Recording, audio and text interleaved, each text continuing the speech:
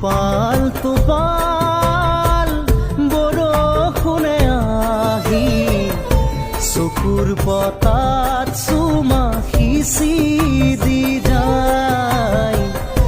মেঘৰ নাচোনে পৃথিৱী কপালে সেউজ হাৰাজি বাতৰি পাই উপচি আহে কৰি যাৰে জোৱাৰ।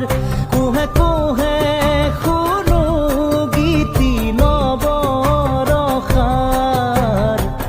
টোপাল টোপাল বৰষুণে আহি চকুৰ পতা